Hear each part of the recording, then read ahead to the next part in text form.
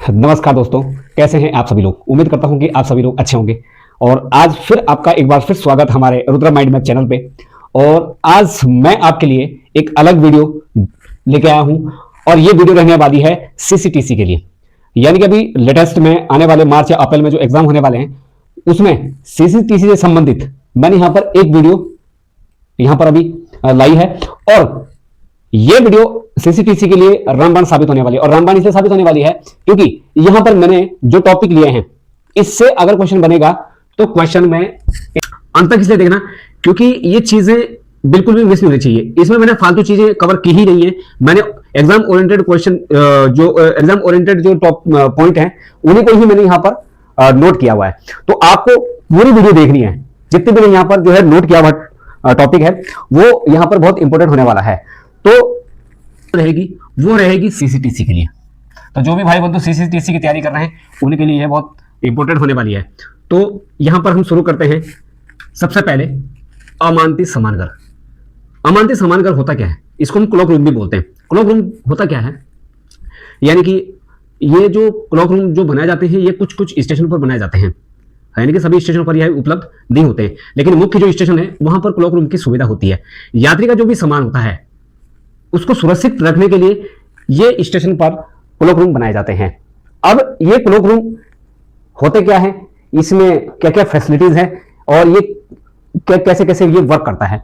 तो यहां पर मैं बात करता हूं जो क्लॉक रूम होता है। क्लॉक रूम होता है यानी कि जो वैलिड पैसेंजर होते हैं उनके लिए ही ये क्लॉक रूम होता है। आम लोगों के लिए ये क्लॉक रूम उपलब्ध नहीं होता। कारण यह है कि इसके लिए आपके पास एक वेट टिकट होना चाहिए, तभी आप इसका यूज कर सकते हैं। क्लियर? तो यहां पर मैं बात करता हूं क्लॉक रूम की। ये जो क्लॉक रूम होता है ये होता है वैलिड पैसेंजर के लिए, यानी कि उसके पास वैलिड टिकट होना चाहिए और साथ में उसके पास पहचान पत्र होना चाहिए। और जाहिर सी बात है आज की डेट में हर कोई अपने साथ एक पहचान पत्र रखता ही है, चाहे वो आधार कार्ड हो, पैन कार्ड हो, कोई भी एक पहचान पत्र यहां पर होना चाहिए। क्लियर? अब ये जो वैलिड पैसेंजर होते हैं इनके लिए ये क्लॉक रूम की सुविधा कितने दिन तक रहेगी? तो यहां पर इसका यूज वो कर सकता है मैक्सिमम 7 दिन के लिए। क्लियर? अब इसमें जो चार्ज लिया जाता है वो कैसे लिया जाता है? चार्ज इसमें होता क्या है कि पहले आप 24 घंटे के लिए आप इसका यूज करोगे, यानी कि आप जाओगे वहां पर 24 घंटे के लिए आप रहना चाहते हो। अब 24 घंटे के लिए जब आप जाओगे तो आपको कितना फेयर देना पड़ेगा पर आवर, ठीक है? और अगले जो 24 घंटे पूरे होने के बाद अगले जो 24 घंटे तब आपको कितना फेयर देना पड़ेगा। क्लियर? बात करते हैं यहां पर कि इसका यूज कौन कर सकते हैं? वैलिड पैसेंजर जिसके पास टिकट हो और पहचान पत्र साथ में होना चाहिए। मैक्सिमम कितने दिन तक क्लॉक रूम का यूज किया जा सकता है? तो आप बोलेंगे जी 7 दिन के लिए। पहले 24 घंटे के लिए इसका फेयर कितना है? 15 रुपए। और अगले 24 घंटे के लिए इसका फेयर कितना है? 20 रुपए। यह आपको ध्यान रखना है। यही एग्जाम में पूछा जाता है कि क्लॉक रूम का प्रथम 24 घंटे के लिए फेयर कितना है, ये कितना होता है। तो यहां पर हमारे पास आ जाएगा 15 रुपए। तो यहां पर 15 रुपए और 20 रुपए आपको यहां पर ध्यान रखना है। अब होता क्या है, यहां पर ये जो क्लॉक रूम होता है यहां पर उनके पास एक किताब होती है ना, एक बुक होती है और उसको हम बोलते हैं LLT। LLT की फुल फॉर्म होती है left luggage ticket. Left luggage ticket. तो यहां पर जो LLT होती है, तो जब LLT बनाई जाती है तो ये 3 प्रति में बनाई जाती है। अब 3 प्रति में पहली प्रति होती है लेवल की, दूसरी प्रति होती है पैसेंजर की और तीसरी प्रति होती है रिकॉर्ड की।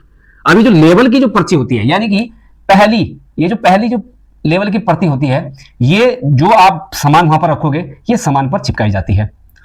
दूसरी पैसेंजर को दी जाती है, भैया आप जो भी पैसेंजर जाएगा उस पैसेंजर को आप पकड़ा दी जाती है। और तीसरी यहां पर रखी जाती है रिकॉर्ड में। अब मान के चलो आप 12 घंटे के लिए यहां पर रुके, तो 12 घंटे के लिए लेबल वाली पर्ची आपके सामान पर रहेगी और जो पैसेंजर वाली वो आपके पास रहेगी। और जब आप 12 घंटे बाद अपना सामान लेने जाओगे, यानी कि अब आप वहां से जब आप बाहर निकलोगे तो वहां पर आपको ये पैसेंजर वाली जो पर्ची है वो जमा करनी पड़ेगी और उस पर हस्ताक्षर आपको लिखने पड़ेंगे, यानी कि देने पड़ेंगे। क्लियर? तो यहां पर मैंने क्या चीज बताई, जो क्लॉक रूम होता है ये वैलिड पैसेंजर के लिए होता है, मैक्सिमम 7 डेज के लिए होता है और इसका जो फेयर है प्रथम 24 घंटे के लिए 15 रुपए और अगले 24 घंटे के लिए 20 रुपए। और LLT किसके लिए बनाई जाती है? तो आप बोलेंगे यहां पर क्लॉक रूम के लिए। LLT कितने प्रति में बनाई जाती है? तो आप कहेंगे यहां पर 3 प्रति में। और LLT की फुल फॉर्म जो हमेशा आपसे पूछी जाएगी एग्जाम में वो होती है लेफ्ट लगेज टिकट। इसके बाद हम बात करते हैं यहां पर लॉकर्स की। अब जो लॉकर्स होते हैं ये भी कुछ स्टेशनों पर उपलब्ध होते हैं। और लॉकर्स किस लिए होते हैं कि आपका जो भी कीमती सामान होता है वो आपको कहीं सेफ जगह रखवाना है, तो उसके लिए व्यवस्था की गई है स्टेशनों पर लॉकर्स की। अब मुख्य जो यानी कीमती जो सामान है, कीमती सामान कुछ भी हो सकता है, सोना हो सकता है, चांदी हो सकता है, और अन्य कोई भी चीज होता है, हो सकता है आपके पास एक कोई पैसों का थैला ही हो, है ना, तो ये चीज भी कीमती सामान में ही आएगी। अब ये जो लॉकर्स होता है, लॉकर्स का भी एक स्टैंडर्ड साइज होता है, यानी कि जो वहां पर लॉकर्स बनाए गए उसका एक स्टैंडर्ड साइज होता है, उसी स्टैंडर्ड साइज का आपके पास एक सामान होना चाहिए और उस सामान को आप उसमें रख सकते हो। अब उससे बड़ा सामान अगर साइज से बड़ा सामान आएगा तो उसमें आप उसमें नहीं रख सकते, तो उसके लिए वो यूज नहीं है। तो यहां पर पहली चीज है लॉकर्स। लॉकर्स का जो साइज है ये आपको ध्यान रखना है, ये पूछा जाता है। लॉकर्स का जो साइज होता है वो 36 इंटू 21 इंटू 17 इंच होता है। ठीक है, इस साइज का आपके पास लॉकर्स रहता है, उसी में सामान रखा जाता है। इसमें भी जो फेयर लिया जाता है, प्रथम 24 घंटे के लिए इसमें 20 रुपए लिए जाते हैं और अगले 24 घंटे के लिए इसमें 30 रुपए लिए जाते हैं। क्लियर। अब लॉकर्स में जब आप कीमती सामान रखोगे तो जाहिर सी बात है, जब आप उसमें आप सामान रखोगे तो आपको एक चाबी दी जाएगी, चाबी से आप उसको लॉक करोगे। लॉक करने के बाद क्या होगा, वो चाबी अपने आपके पास रहेगी। अब उस चाबी की जो सिक्योरिटी डिपॉजिट की जाती है वो की जाती है 3 रुपए। वो आपको 3 रुपए देने पड़ेंगे। वो कितने देने पड़ेंगे आपको? 3 रुपए। क्लियर। यहां तो कोई ऐसी व्यवस्था है नहीं, यहां तो ये है भाई कि एलएलटी दी जाएगी, जब आप अपना सामान लेके आओगे तो अपनी पर्ची आपको उनको देनी है, उस पर सिग्नेचर करना है। लेकिन यहां पर क्या है, लॉकर्स में आपको जो चाबी दी जाएगी उसकी सिक्योरिटी आपसे पहले ही ली जाएगी, और सिक्योरिटी कितनी ली जाएगी उसकी? 3 रुपए। तो अगर आप 24 घंटे के लिए रहोगे 20 रुपए देने पड़ेंगे, प्लस ये 3 रुपए और आपको देने पड़ेंगे। तो यहां पर क्लॉक रूम और लॉकर्स, ये चीज आपको ध्यान रखनी है। और यहां से ये सीधा सीधा क्वेश्चन पूछा जाता है कि क्लॉक रूम अधिकतम कितने दिन तक यूज यानी प्रयोग में या उपयोग में कर सकते हैं, तो यहां पर हमारा आंसर हो जाएगा 7 डेज। क्लियर। दूसरी चीज, क्लॉक रूम किसके लिए उपयोग में लाए जाते हैं, तो वैलिड पैसेंजर, है ना, ऐसे करके ये ऑप्शन रहेंगे। अभी मैं कुछ हो सकता है मैं अभी जो प्रीवियस ईयर के क्वेश्चन कराऊंगा तो उसमें ये क्वेश्चन हो सकता आ जाए। ठीक है, तो किस हिसाब से क्वेश्चन पूछे जाएंगे मैंने आपको यहां पर बता दिया है। अब एक चीज और ध्यान रखना है, एक क्वेश्चन यहां पर ये पूछा जाता है कि क्लॉक रूम और लॉकर्स, इन दोनों का भाड़ा का निर्धारण कौन करता है, या ये जो भाड़ा होता है, जो ये भाड़ा यहां पर डिसाइड किया गया है, इसको कौन बढ़ा सकता है, किसको ये अथॉरिटी है इसको बढ़ाने की, ये वाला जो फेयर है। तो यहां पर हमारा सीधा सीधा आंसर हो जाएगा डीआरएम। ठीक है, ये स्टेशनों पर होते हैं, ये आपको पता ही है, और इसका भाड़ा बढ़ा सकता है डीआरएम साहब। क्लियर। अब बात करते हैं यहां पर रिटायरिंग रूम की, विश्रामालय। अब आप जब भी स्टेशन पर जाते हो तो आप रिटायरिंग रूम में जाते हो, है ना, वहां पर आप बोलते हो कि भाई हमें जो है रिटायरिंग रूम चाहिए। अब उसकी जो बुकिंग की प्रोसेस है वो क्या है, और क्या क्या उसमें चीजें चाहिए होती है, क्या क्या चीजें उसमें जरूरी होती है ना। तो सबसे पहले मैं बात करता हूं रिटायरिंग रूम की। तो इसकी शुरुआत जो हुई थी वो 2013 में हुई थी, जून 2013 में, जून 2013 में इसकी शुरुआत की गई थी। अब इसमें जो सुविधा दी जाती है रिटायरिंग रूम में, आपने देखा होगा जब भी आप रिटायरिंग रूम देखते होंगे तो उसमें एसी वाले कमरे भी रहते हैं, नॉन एसी वाले भी रहते हैं, है ना, सिंगल बेड वाले भी रहते हैं, डॉर्मेट्री भी रहती है, डबल बेड वाले भी रहते हैं। तो ये चीज इसमें सुविधा रहती है। तो आपको क्या क्या चीज ध्यान रखनी है कि भाई इसमें क्या क्या चीज की सुविधा रहेगी, AC, non AC, dormitory, single bed और डबल बेड, ये इसमें सारी सुविधाएं रहती है। अगर सिंगल बेड अगर आप लेते हो तो इसमें अधिकतम 2 यात्री रह सकते हैं, है ना, और अगर आप डबल बेड लेते हो तो अधिकतम 4 यात्री रह सकते हैं। बाकी इसके अलग प्रोसेस है। दूसरी चीज, जब भी आप रिटायरिंग रूम की बुकिंग करते हो तो बुकिंग का समय, बुकिंग कितने दिन आप कर सकते हो, कितने दिन पहले कर सकते हो, है ना, ये चीज यहां पर नोट करना है। तो बुकिंग यहां पर हम इसमें कर सकते हैं 7 दिन पहले, 7 दिन पहले हम यहां पर रिटायरिंग रूम की बुकिंग कर सकते हैं। दूसरी चीज, जब आप बुकिंग करोगे तो किस टिकट पर बुकिंग हो सकती है, तो ध्यान रखना, अगर आपके पास कंफर्म टिकट है तभी इसमें बुकिंग हो सकती है। अगर आपके पास आरएसी वाला टिकट भी है तो भी आप इसमें बुकिंग कर सकते हैं, लेकिन अगर आपके पास वेटिंग लिस्ट वाला टिकट है तो इसमें बुकिंग आप नहीं कर सकते। ठीक है, क्लियर। अब ये तो आगे बात कंफर्म वाली या आरएसी वाली। अगर आपके पास भाई साधारण टिकट हो यानी कि यूटीएस टिकट हो, अनरिजर्व टिकटिंग सिस्टम यानी यूटीएस वाला टिकट हो, तो भी आप बुकिंग कर सकते हैं। लेकिन उसके लिए एक कंडीशन ये है कि यूटीएस पे जो टिकट की जो डिस्टेंस है वो 500 किलोमीटर से अधिक होनी चाहिए। अगर यूटीएस आपका जो टिकट है उस पे 500 किलोमीटर से अधिक की डिस्टेंस वाला टिकट है तभी आप यूटीएस से रिटायरिंग रूम बुक कर सकते हैं। दूसरी चीज, ये जो इसकी जो बुकिंग है, 1 पीएनआर पर 3 रिटायरिंग रूम आप बुक कर सकते हैं। 1 पीएनआर पर 3 रिटायरिंग रूम आप बुक कर सकते हैं। क्लियर। दूसरी चीज, बुकिंग का जो टाइम है बुकिंग का जो समय रहेगा वो क्या है कि आप इसको 12 घंटे के लिए भी बुकिंग कर सकते हैं। कुछ स्टेशनों पर 12 घंटे के लिए बुकिंग होती है और कुछ स्टेशनों पर 24 घंटे के लिए बुकिंग होती है, लेकिन मैक्सिमम 48 घंटे तक इसकी बुकिंग आप कर सकते हो। किसी भी मामले में 48 घंटे से अधिक इसकी बुकिंग आप नहीं कर सकते। क्लियर? तो इसकी बुकिंग टाइम कितनी है? 12 घंटे या 24 घंटे। आप ये कह सकते हैं, एक दिन भी कह सकते हैं, और 48 घंटे के हिसाब से आप 2 दिन कह सकते हैं, मैक्सिमम 2 दिन। अच्छा, अब मान के चलो मैंने यहां पर बता दी भाई 24 घंटे के लिए आप इसको बुकिंग कर सकते हैं, लेकिन 24 घंटे से ज्यादा आप इसमें रुकना चाहें या रुक गए, किसी कारण से आपको रुकना पड़े, ट्रेन आपकी लेट हो गई, अगर 24 घंटे से अधिक आप यहां पर रुकते हैं तो यहां पर चार्ज लिया जाएगा आपसे 25% अधिक। ठीक, 25% अधिक आपसे चार्जिंग लिया जाएगा। और अन्य यात्रियों के लिए यहां पर अगर आप 24 घंटे से अधिक रुकते हैं तो यहां पर आपसे 50% अधिक चार्ज लिया जाएगा। इसमें नोट करने वाली बात यह है कि जो विदेशी नागरिक हैं उनके लिए यहां पर ठहरने के लिए जो समय है वो कितना है? 72 घंटे। कितना है? 72 घंटे। वो यहां पर 72 घंटे ठहर सकते हैं। दूसरी चीज, ये जो रिटायरिंग रूम है इसका जो किराए का निर्धारण है, वो किराए का निर्धारण कौन करता है? वो करते हैं सीसीएम, चीफ कॉमर्शियल मैनेजर। कौन करते हैं? Chief commercial manager. अब यहां पर मान के चलो आपको इसको कैंसिलेशन करना है, रद्दीकरण प्रभार की जो कटौती है वो किस आधार पर ली जाएगी? अगर आप एक दिन पहले कैंसिलेशन करते हैं तो आपका 20% कटौती इसमें की जाएगी। क्लियर? भाई मान के चलो आपने 500 रुपए पे किए, अब 500 पे का 20% आप लगा लीजिए, है ना? तो 500 का 20% कटौती की जाएगी, बाकी आपको लौटा दिया जाएगा। इसी तरीके से अगर आप एक दिन बाद इसको कैंसिलेशन करते हैं, इसको आप इसका रद्दीकरण करते हैं तो आपका 50% की यहां पर कटौती हो जाती है सीधी सीधी। मान के चलो 200 रुपए की आपने बुकिंग की है और एक दिन बाद आपने इसको कैंसिलेशन किया, तो भाई सीधी सी बात है भाई 200 के बजाय आपको 100 रुपए वहां काटे जाएंगे, 100 रुपए आपको लौटाए जाएंगे। अगर आप अधिग्रहण के दिन इसका कैंसिलेशन करते हैं तो यहां सीधी सीधी बात है आपको कुछ नहीं मिलेगा, पूरी पूरी कटौती हो जाएगी। दूसरी चीज, ये जो रिटायरिंग रूम होता है ये किस किस के लिए फ्री होता है? ध्यान रखना, एमएलए यानी कि एमपी, सॉरी, जो एमपी होते हैं, मेंबर ऑफ पार्लियामेंट, सांसद और जो अधिकारी होते हैं इनके लिए फ्री होता है। और जो रिटायरिंग रूम होता है इसको रेस्ट हाउस के रूप में भी रिजर्व कर सकता है, और वो सिर्फ एक ही बंदा कर सकता है, वो है सीनियर डीसीएम साहब। क्लियर? अगर इसको रेस्ट हाउस के रूप में अगर रिजर्व करना है भाई, किसी कारणवश इसको अधिकारियों के ठहरने के लिए व्यवस्था अगर आप सीनियर डीसीएम को करनी है तो हो सकता है वो इसको रेस्ट हाउस के रूप में रिजर्व कर दे, और रिजर्व करने का सिर्फ अधिकार किसको है? सीनियर डीसीएम को। क्लियर? तो यहां पर मैंने ये चीजें जो यहां पर नोट की है ये सारी एग्जाम से रिलेटेड है, इससे बाहर क्वेश्चन नहीं जाने वाला, रिटायरिंग रूम से गारंटी के साथ है, इससे बाहर क्वेश्चन नहीं जाने वाला।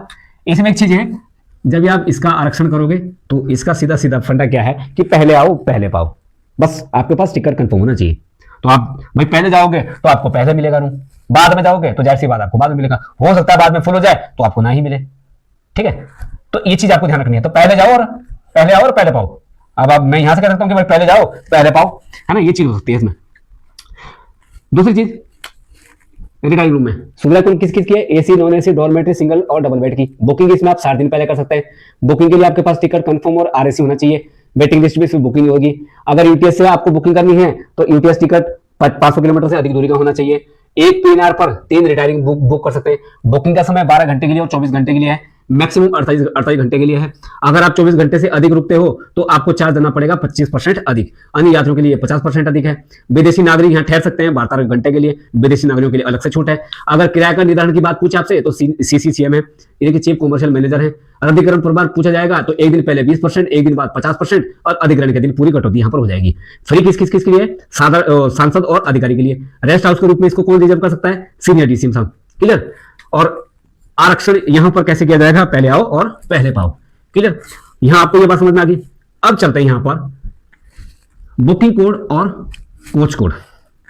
एक क्वेश्चन 101% यहां से हो सकता है 2 ना आ जाए, लेकिन इस वाले पोर्शन से ध्यान रखना, ऑपरेटिंग यानी स्टेशन मास्टर वाले या टीएनसी वाले, क्लियर, या शंटी मास्टर, इसमें यहां से क्वेश्चन जरूर पूछा जाता है। ठीक, पिछली बार यानी कि 2023 में जो एग्जाम हुआ था सीसीटीसी का और सॉरी उसका टीएनसी का, उसमें यह क्वेश्चन पूछा हुआ था। विस्टाडन नॉन एसी, इसका कोच कोड क्या है? डीबी। क्लियर? अच्छा, यहां पर क्या है, कैसे आपको याद रखना है? आपने देखा होगा एग्जीक्यूटिव क्लास, शताब्दी में जब आप चलते हो, वंदे भारत में जब चलते हो आप, फुल एसी वाली जो गाड़ी है उसमें होती है एग्जीक्यूटिव क्लास। और एग्जीक्यूटिव जो क्लास होती है ना, इसका जो कोच का कोड होता है वो क्या होता है? ई। अब आप इसको कैसे पहचानोगे कि मान के चलो आपके पास एक कोई टिकट है और आप स्टेशन पे गए। अब स्टेशन पे जब आप गए तो भाई आपने टिकट देखा तो ठीक है, आपने एग्जीक्यूटिव क्लास का आपने टिकट करवा रखा है, लेकिन अब उसमें जो कोच, गाड़ी में जो कोच होंगे उसमें आप कैसे पहचानोगे कि कौन सा कोच मेरे टिकट वाला है? क्लियर? तो यहां पर यही कोड यहां पर है। अगर आपके पास एग्जीक्यूटिव वाली बुकिंग का टिकट है, यानी कि बुकिंग आपके पास जो टिकट है उस पर जो बुकिंग का कोड है वो रहेगा एग्जीक्यूटिव क्लास, लेकिन आप कैसे उसको पहचानोगे? तो उसका जो कोड होता है वो कोच पे रहेगा, ट्रेन का जो कोच होगा उस पे जो कोड रहेगा वो रहेगा ई, यानी कि आपको इस वाले डब्बे में बैठना है। क्लियर? तो एग्जीक्यूटिव क्लास का कोच कोड क्या हो जाएगा? ई। अब होता क्या है, कभी कभार क्या होता है कि मान के चलो यात्री स्टेशन पे गया और सीधा सीधा वो पहुंच गया भाई साहब जो है किसी रेल कर्मचारी के पास। अब रेल कर्मचारी जो टीटी होते हैं उनको तो देखो जनरली पता होता है, लेकिन अन्य जो कर्मचारी होते हैं जो दूसरे डिपार्टमेंट के होते हैं उन्हें जनरली ज्यादा इस चीज की जानकारी नहीं होती है। अब मान के चलो उनके पास कोई बंदा पहुंच गया, अब पहुंच गया बंदा बोला कि भाई साहब मेरे पास ये जो टिकट है मैं किस कोच में इसको, यानी कि मेरा ये कौन से कोच में मेरी सीट है। अब सपोज दैट आपके पास थर्ड एसी का कोई बंदा है।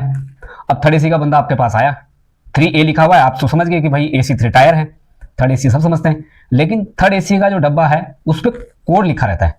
और वो कोड कैसे पहचानोगे आप? जब आप इसके बारे में जानकारी रखोगे थोड़ी बहुत, है नहीं?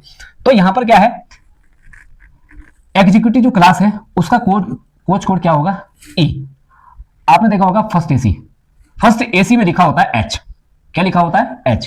अगर मैं बात करता हूं सेकंड एसी कहूं या मैं AC 2 टायर कहूं, ठीक है, 2 टीयर कह सकते हैं, है ना, AC 2 टीयर। ये जो सेकंड एसी होता है इसका कोच का कोड होता है ए।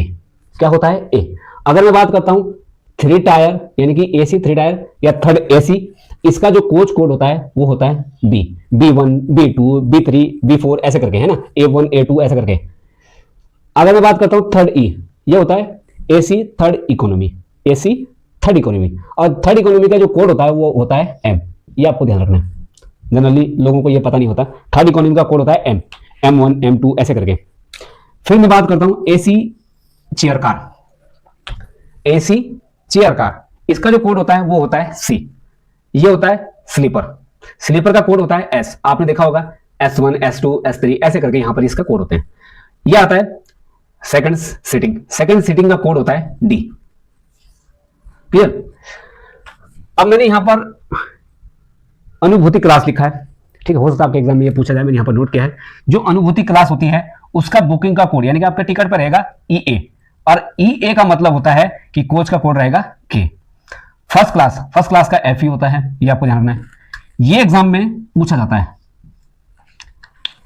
एक होता है विस्टाडन AC।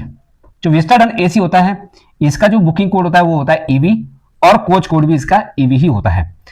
विस्टाडन नॉन AC इसका बुकिंग कोड होता है VS, और जो कोच का कोड होता है वो होता है DB। यही एग्जाम में पूछा गया था TNC में पिछली बार 2023 या 24 में जो एग्जाम हुआ था, इसमें पूछा गया था कि जो कोच कोड जो DB है ये किससे रिलेटेड है। तो 4 ऑप्शन दिए हुए थे, विस्टाडन नॉन AC, विस्टाडन AC, और 2 ऑप्शन कुछ और थे, मुझे ध्यान नहीं आ रहा, यहां पर ये ध्यान रखना।